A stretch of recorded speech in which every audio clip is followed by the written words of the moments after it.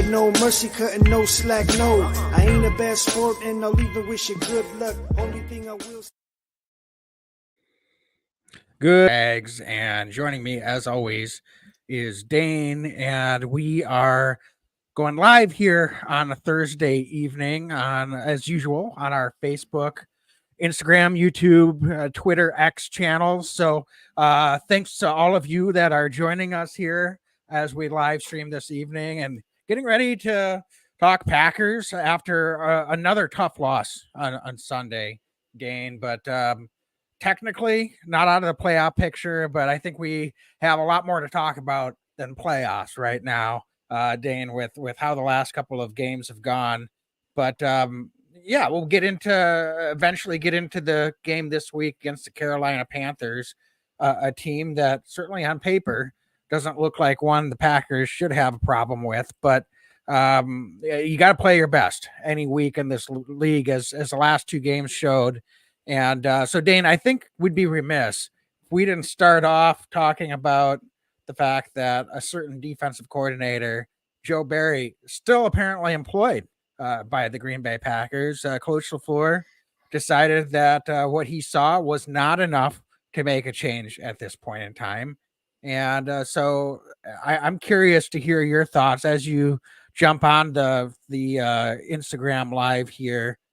Give you a second to get onto that, but curious what your thoughts are, Dane, as to what's going on inside 1265 Lombardi Avenue and what the thought process would be in your mind for why Joe Barry is still employed as the Packers defensive coordinator as of Thursday night, December 21st, and why they didn't decide to make a move and move on and maybe salvage some level of what they have left in terms of playoff hopes for this season.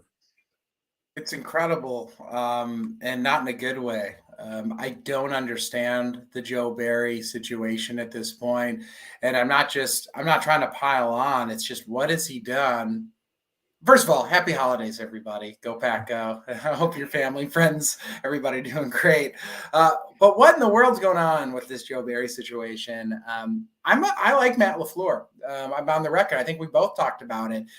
There's been times this season where I've been frustrated with Matty, but overall been somebody that's really liked LaFleur.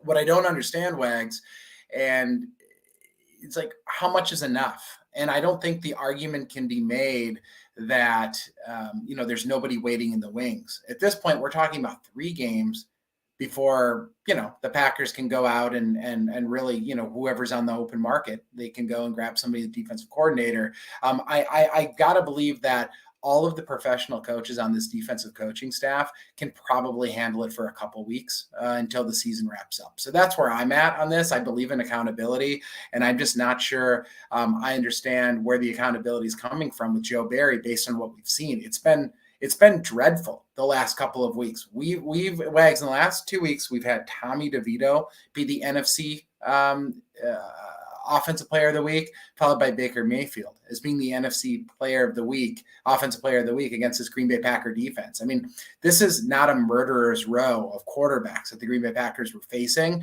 And not only to lose to them, but to allow it in those terms where the quarterbacks were that prolific is mind-boggling. And it's not like this is a tough stretch for Joe Barry. He has a history of failure in the National Football League as a coordinator, and he's had his ups and downs in Green Bay, but frankly, a lot more downs than ups. There's a lot of talent the Packers have invested into the defensive side of the ball. So all of that's to say, I don't get it. And I want to hear your take on this as well, because I know Packer fans are fired up about the Joe Barry situation. But, this is a season for growth for this team. And I think one of the biggest ways that this team could grow is through Matt LaFleur, which I really appreciate and respect. Somebody who's got integrity and somebody who's loyal. But loyalty to a fault is a problem when you're expecting the players to be accountable, but you can't hold the coordinators to the same accountability as the players. So I think it's time to move on from Joe Barry. I'm disappointed that move didn't happen on Monday. Yeah, I agree with you. And neither of us are knee-jerk, let's just fire the coaches after a bad game or two types of fans. And so I think most Packer fans are level-headed enough about that, there's a minority of every fan base, and Packer fan base included, that's ready to fire any coach after one bad game. So this is not what this is. As you said, he has a kind of a history of below average, not even just average, but below average performance as a coordinator. It was a bad hire from the start. We were both baffled, and I think most Packer fans were baffled by it. Willing to give him a chance, but it's been a few seasons now of Joe Barry, and as you said, while this year the defense as a whole has not been the biggest of their problems. I think when you're assessing the season as a whole, the fact of the matter is the defense let us down in the biggest time of the season. They were coming off of 3 straight wins, 2 huge wins over contending playoff level teams. And then, it's not even just the quarterbacks.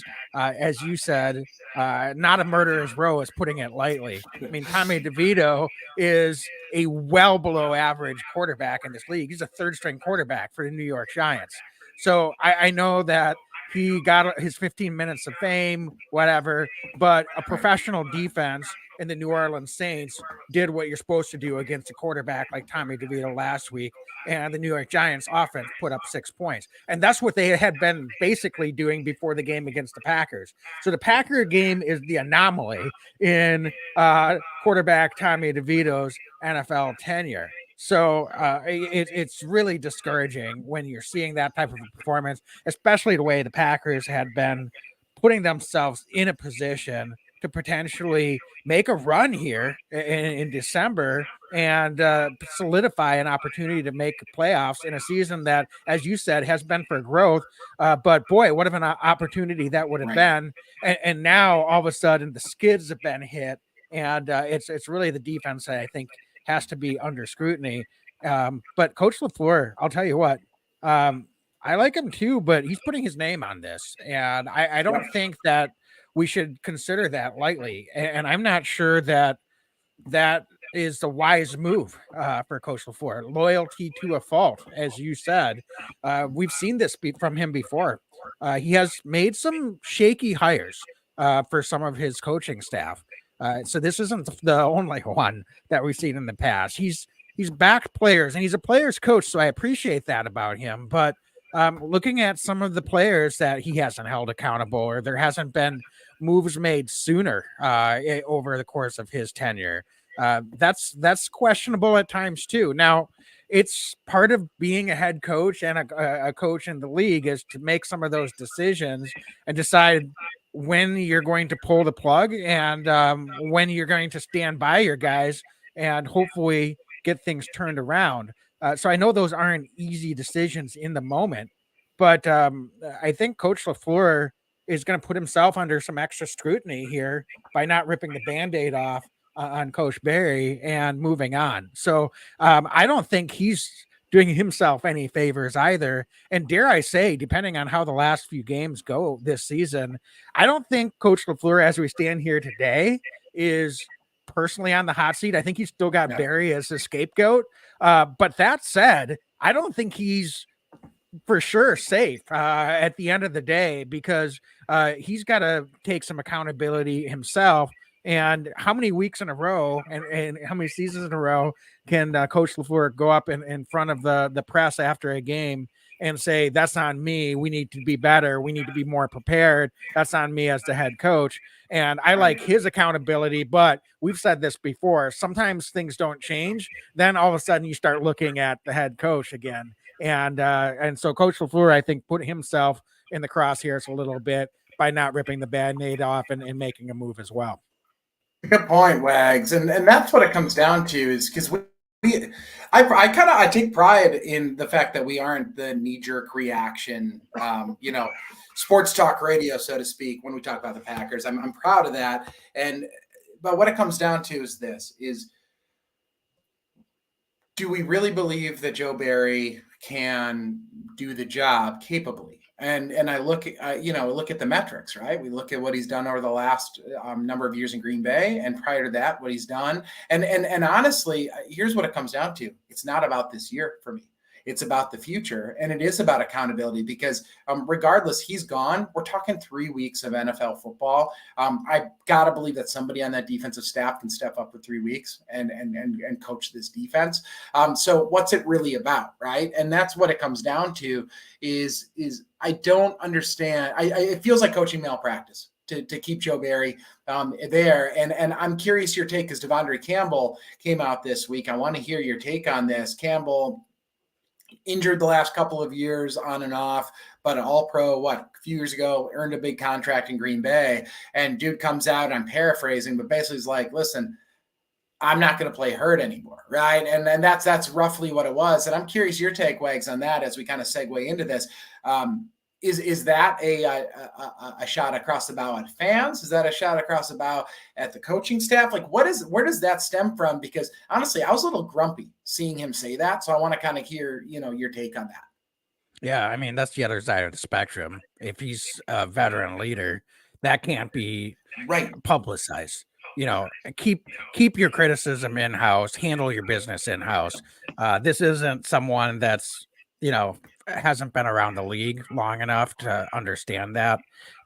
So we can be critical of the coaching staff, but the veteran players that supposedly should be leaders in the locker room need to take better accountability as well. And I can understand his frustration. I can understand a lot of the players' frustrations. I can even side with his viewpoint, but it just wasn't the right place or time. And he's got to understand that. And he's got to understand his role within the locker room, his role within the organization. And unfortunately for Devondre Campbell, that's another case of accountability. And I'm not sure if he was upset because perhaps Coach LaFleur called out the players and said that they were not in the right position and they were making basic fundamental mistakes. And if that's kind of a shot across the bow at the green dot guy and Devondre Campbell, perhaps he took that personally and maybe coming out of film that was amplified a little bit. Yeah. But that's the type of thing that see you later, Devondre. I'm sorry, but I'd be pretty surprised if this gets smoothed over and he's back on the Packers in 2024. It's not like they're going to immediately cut him right now, Dane, but we said after the game last week, if he's playing hurt, it's one thing. I commend him for trying to battle through that.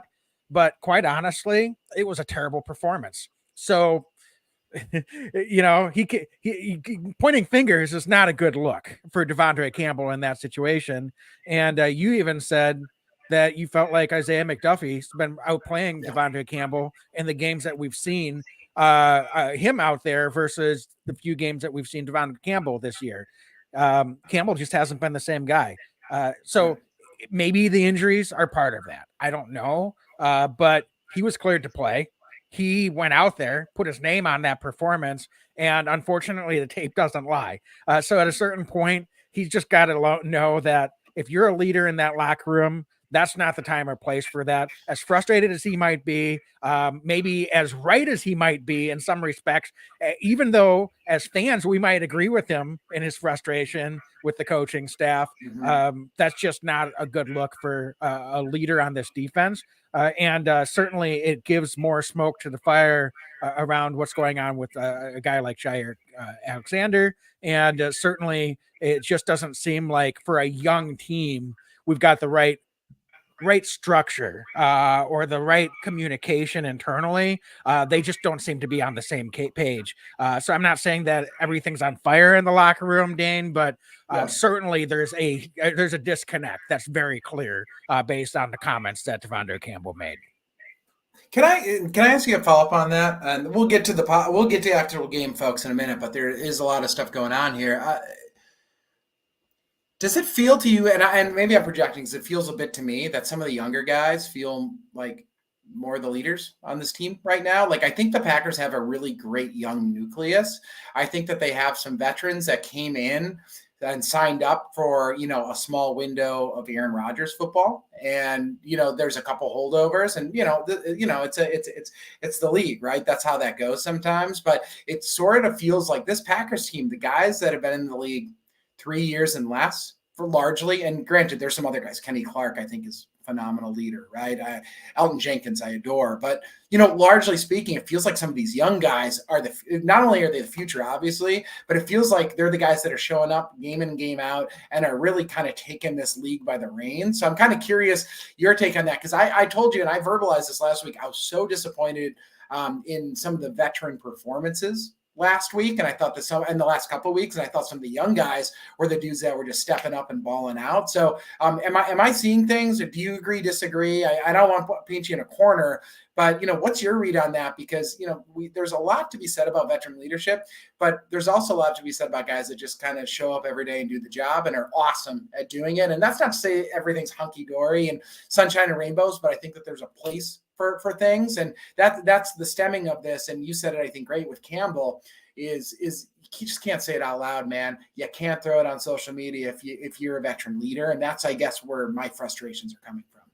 Yeah, well, and you also have to keep in mind that with a younger team, the coaching staff might be coaching the players differently than they did Good last point. season or the season before, and for good reason. And that could be a difference for veteran players, where maybe the approach and the tone and how they were being coached in season past was a little bit different. You have to adjust your coaching style based on the individuals, based on the personnel that you have, based on their skill set, their experience, and everything that they're bringing to the table. But if all of a sudden you've got a very young team, instead of coaching in maybe a more collaborative way with a veteran group of players, you might be taking a more direct style of coaching with this younger team. And I think we've seen some of that even with Coach LaFleur on the sidelines. He's been a lot more fired up, a lot more animated, a lot more direct.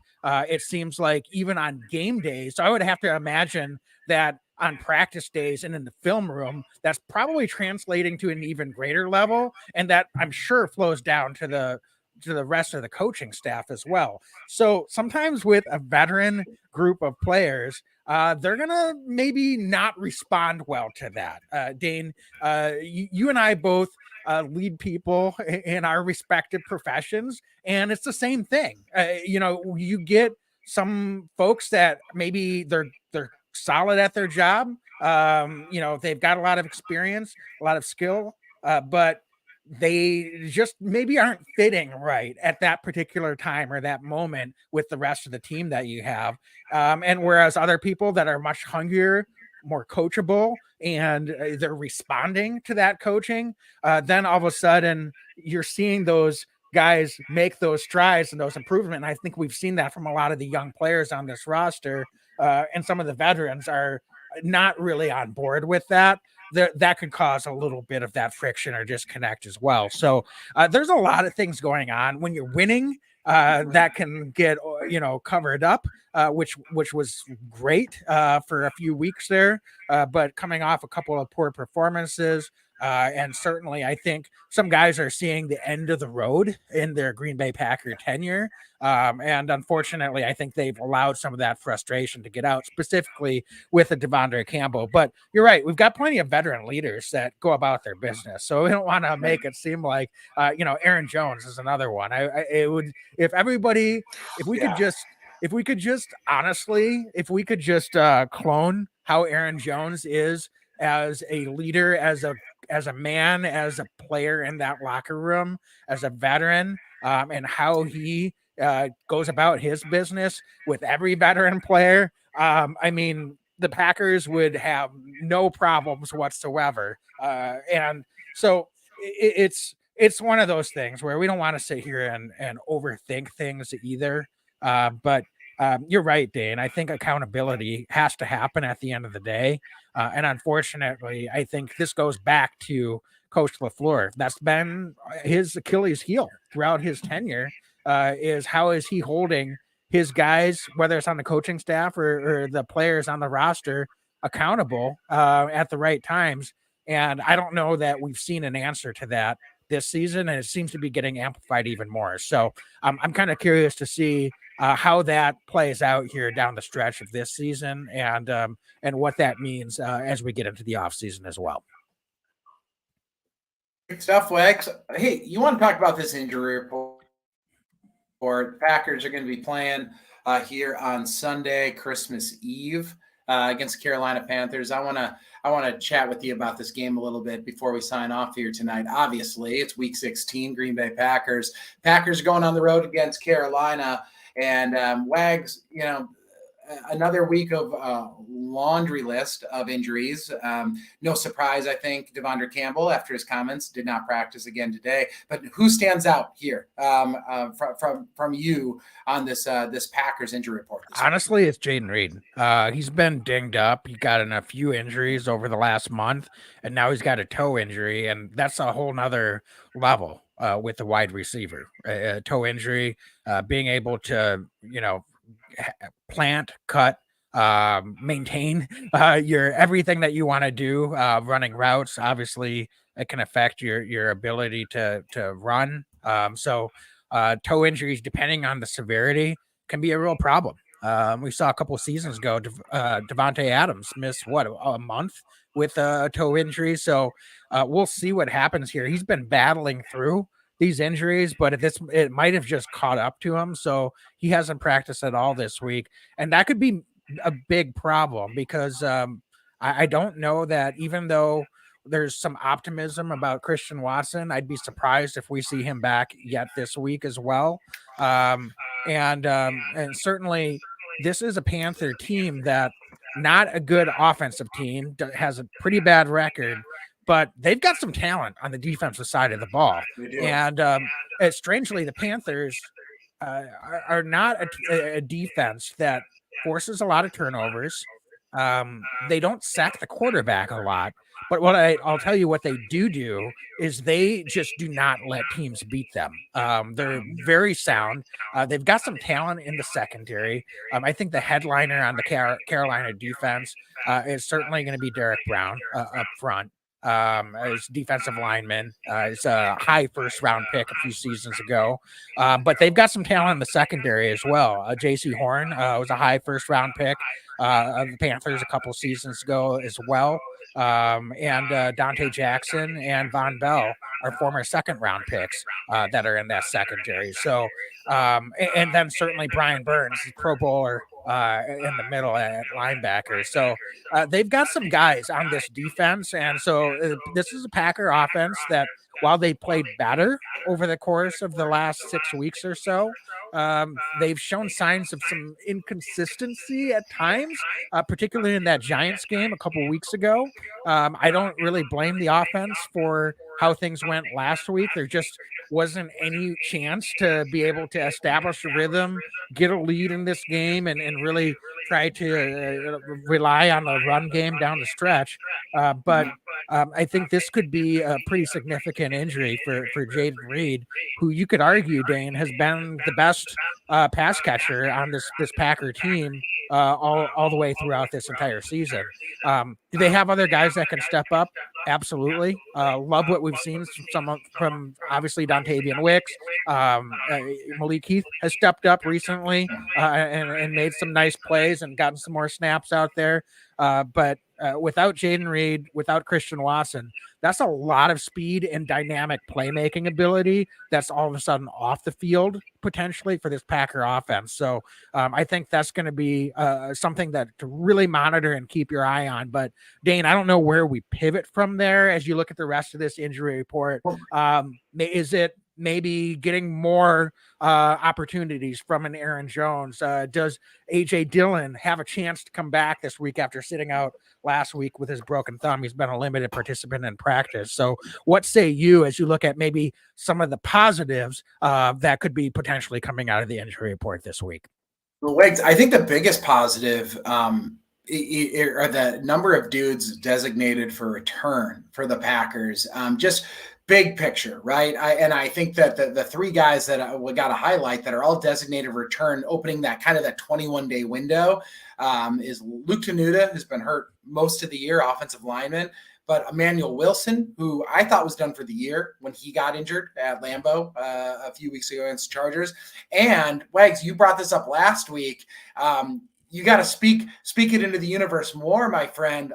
Luke Musgrave, a designated for return window as well with that lacerated kidney. I believe last week on our pod, you said, hey, we haven't really heard much about that injury. So exciting to see that those three guys are going to be, at least starting to work with the team and get back up to speed. I mean, are they going to come back this year? I'm not sure, but it's nice to see that that's the progress that we're looking at. I love to see Mike, what's up in our Insta live, saying Patrick Taylor masterclass.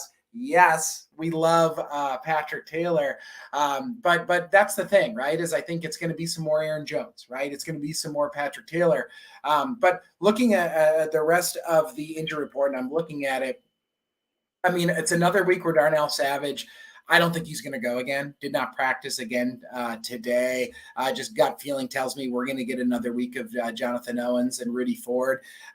If the Packers coaching staff is like me, and I think it's okay that Owens and Ford are the two safeties back there.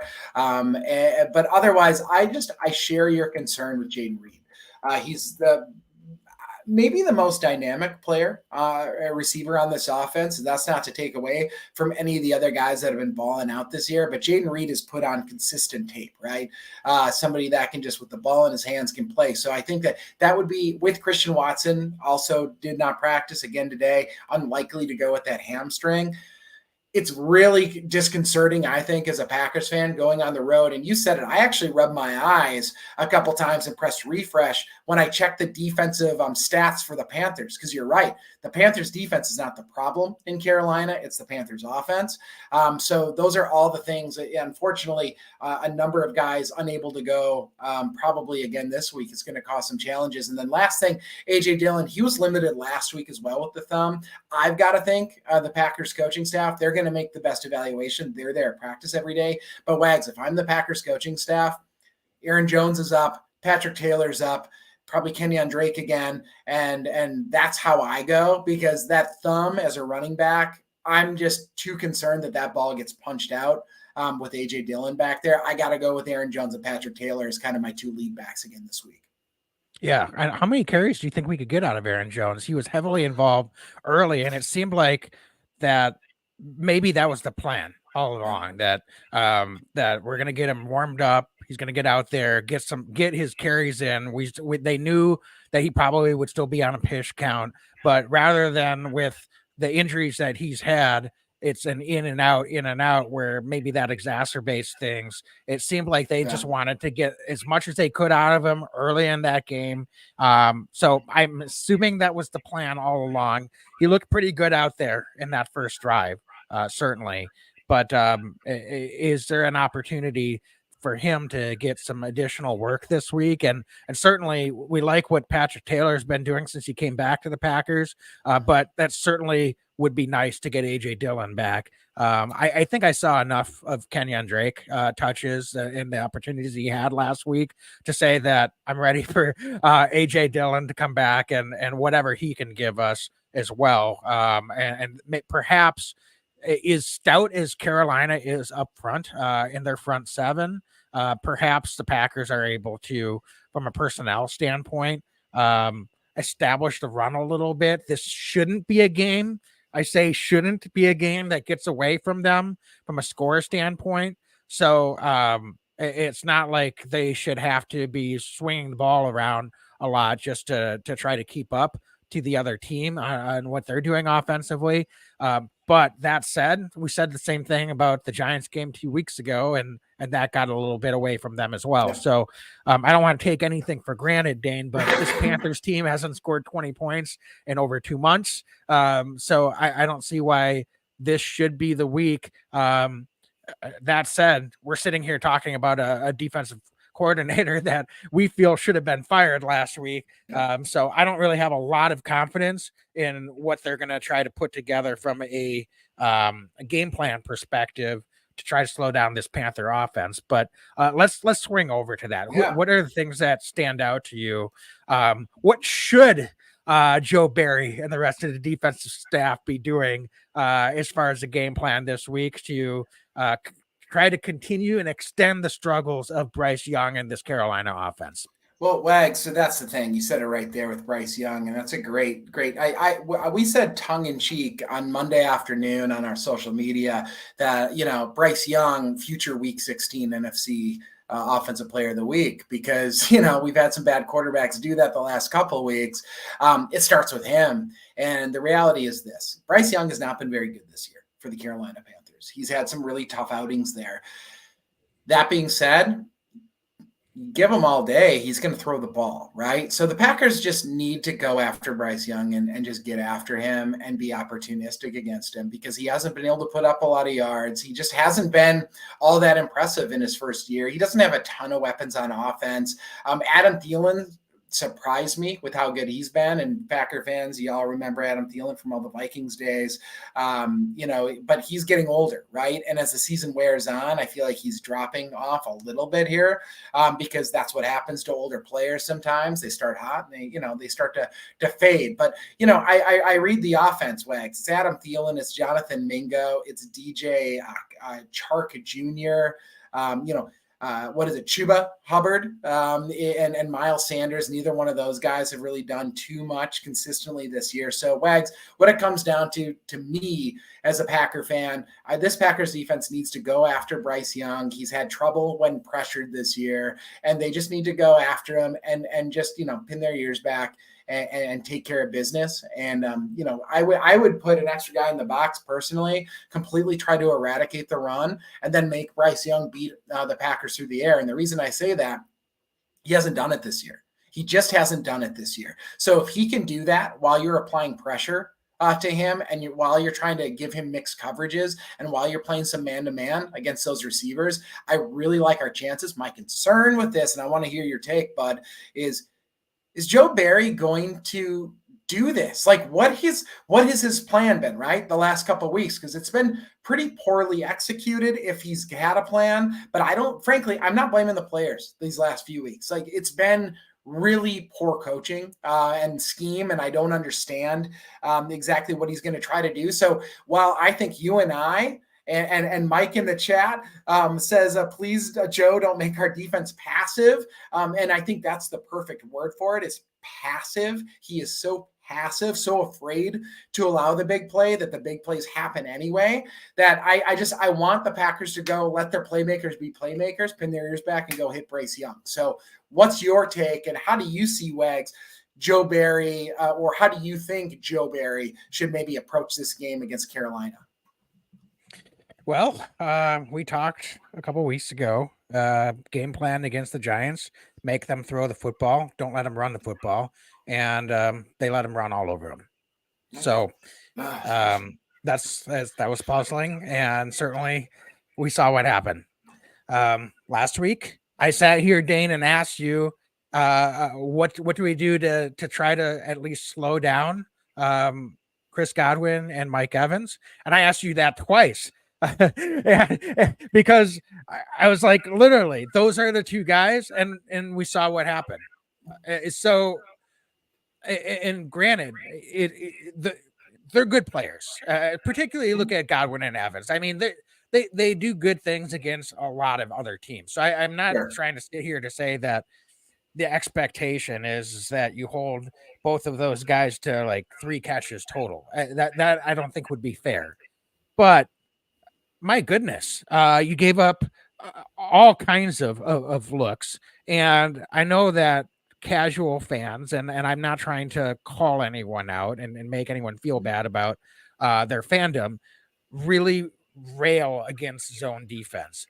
Well, zone defense doesn't mean that you don't cover. The biggest problem when I went back and looked at some of the tape last week is on a lot of the looks that we had, we were playing our safeties a good 25, 30 yards downfield. And our linebackers, and this goes back, and maybe Devondre Campbell is a little salty about this, just we're not getting any depth. And if you're going to play your safeties that deep, then you got to get some real depth from your second level at the linebacker group. And that what that allows it to do is then when the corners are playing your zone, they can react and come up and play a little bit tighter against the ball. But if you're not getting any depth at the linebacker group, then nobody's really being covered in that soft spot in the defense between that 10 to 20 yard level. And that's where they were just getting killed time after time after time. And so you can talk all you want about zone. Yes, there's coverages that you have horizontally on the field, but vertically, if you're in a zone, you can't expect guys to be able to cover 30 yards of field, both vertically and horizontally, when you've got that type of spacing. So yeah, zone doesn't mean not covering anyone or not playing the football or not having any ability to be able to come up and make plays. But when you have that amount of spacing, it'd be like, if you're trying to play defense on the basketball court for just to go to a different sport, and if you're extending the defense out and you're giving the other team wide open 8-foot jump shots the whole game, they're probably going to make a lot of those, right? So that's exactly what we were seeing from the Packers zone defense. There was just so much soft spot in that zone that they were making it way too easy. So Dane, I could sit here and talk about this all night. What is Joe Barry going to do? Well, you said it. We've got to make Bryce Young throw the football. And certainly he's got a couple of guys, veterans, in Chark and I'm sorry, Adam? Thielen. Yeah. That can make plays, but at this point, that's wide receiver combo. I mean, come on, what are we talking about? That's right. One of the worst 5 wide receiver combos in the league.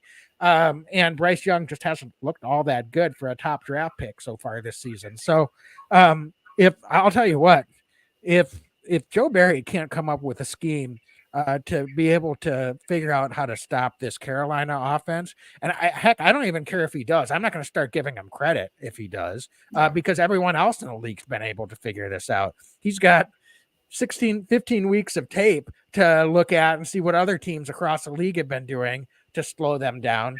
So if he can't figure it out this week, I don't know what to say. But certainly, you said it. We got to continue to get pressure, and certainly we need to tighten up those coverages and allow guys to have the trust to go out there and make some plays, and not make the assumption that just because you're a little bit dinged up in the secondary that you have to go to that extent to cover up a deep play or a big play. The last thing I'll say, Dane, watching the Buccaneers and how Todd Bowles, really good defensive mind, was dialing up what they were doing throughout the game. I give Jordan Love a ton of credit. He was still able to have some success offensively in the second half, but you could see that what Buccaneers were doing defensively, especially situationally, to dial some different looks and some different pressures up, was such a stark contrast than to immediately go over to watch the Packers defense and what they were trying to do against the Bucs offense. Just amplified my frustration 1,000-fold, because not every defensive coordinator is going to have the ability of Todd Bowles, and that's why he's a head coach in this league as a defensive guy. But come on, I mean, it was just such stark contrast, and I don't think that the Buccaneers, solid defense, but from a talent perspective, it's not like there's a disparity there between what the Buccaneers have and what the Packers have, respectively, on the defensive side of football. That's just a matter of one team has a really solid scheme and a coach that knows how to make adjustments and call a game, versus whatever the hell we had from Joe Barry last week. So that's just one additional observation I had that I'm sure just in watching it and other fans probably felt the same way. Well, it's a good point. And also, Wags, I think it's an underlying frustration I'm having right now in the last few weeks is you're right. I thought that the Bucs last week really dialed up some interesting looks against Jordan. And if anything, I was already really riding high on the Jordan Love train, but he looked really good, I thought, they made it hard for him. and he still played well, right? So like that was kind of if we're looking for silver linings and losses, like that was, but the frustration then is how can the defense let him down, right? And how can this happen again? But I totally hear that, and you're right. I mean, the scheming, the looks, the different guys coming in different packages for the Buccaneers compared to the Packers defense, which it looks passive, right? They look like they're standing still a lot at the line of scrimmage. There's not the same energy. There's not the same aggression. It's almost like there's almost like they're playing scared, right? Or reserved, and they're being held back. And I think that's scheme and not player, because we know how aggressive this team could be. So anyway, extremely frustrating on that front. Is there anything else you want to touch on before we get to our Leap Vodka X Factors this week? I don't think so. Let's dive right into it, man. Offensively, Dane, Leap Vodka X Factor of the week. I am just going to go ahead and jump right in. I've got Aaron Jones. And if similar to what I said with Jordan Love last week, I said if Jordan Love plays really well, this offense is going to do what they need to do to put us in a chance to win the football game. And I think he did. I know he had the turnover at the end, but that's it's fourth down. They're just trying to force something to happen and try to keep a drive alive and go and score a touchdown. There's not a lot of, I'm going to read into that. I thought he played a good football game. This week, I think it's all about the touches. Can Aaron Jones get more involved? Is he healthy enough to get more touches this week? Because they really need him, especially if Jaden Reed and we really think Christian Watson's unlikely to play again this week. If that's the case, we need Aaron Jones even more. So this is going to be, I think, one of those games where Packer fans prepare to be a little bit frustrated, because I don't think that this was a Carolina team that the Packers are going to go down and score a ton of points on. I don't think they should win this game. I'm hoping that the defense responds in a big way and plays much, much better than they have the last couple of weeks. That doesn't mean I'm hoping that Joe Barry saves his job, but I still want the Packers to win this football game, Dane. But I think Aaron Jones could be a big part of that in the opportunities that we have. Boy, I'll tell you what a difference it makes to have Aaron Jones in the little sliver of a hole, and he's able to find that sliver, and he's picking up 8-9 yards on plays that, all respect to AJ Dillon, he's getting 2 or 3. So Aaron Jones, if he can have more snaps this week, and he's got enough in the tank to be able to deliver on that for 3-4 quarters, I think that could be a real difference for what the Packers are able to do on the offense side of football. For sure. I'm going to say you want running back. I'm going wide receiver. I'm going to go with the guy who I think has the ability to take over games. An absolute find by this Packers coaching staff, Dontavian Wicks.